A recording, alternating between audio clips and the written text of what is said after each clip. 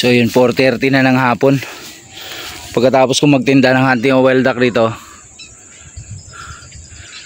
sinuwerte pa.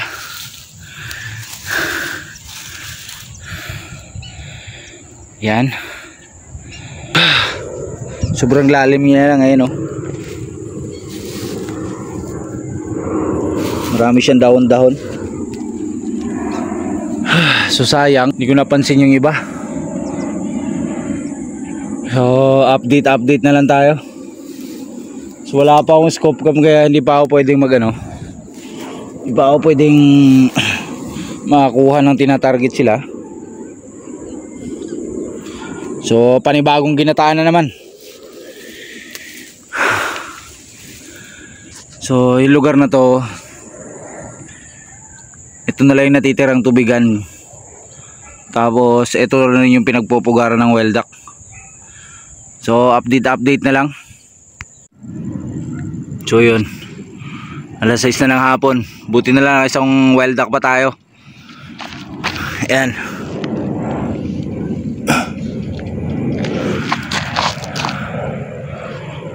So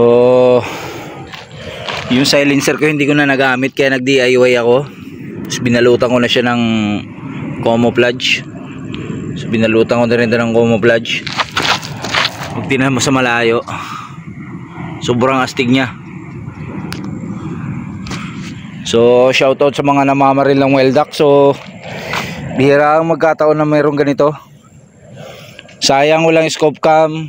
So magdi-DIY pa ako, kaya update na lang ako sa mga DIY kong scope cam. So maraming salamat. So hapon na. Ayan, mag-aalas 6 na ng hapon. 4:30 ako bumaba. So hanggang dito na lang. Thank you for watching. So ligpitan na. Yung airgun ko nga pala, ayan, bag size lang yan. Barrel 16mm, scope, ayan. So sobrang iksi niya lang. So lagay na natin sa bag.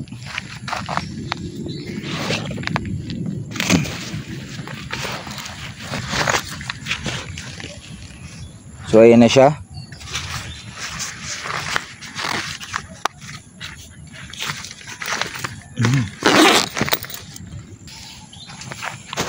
So ayan. So yung bag niya may hawakan dito.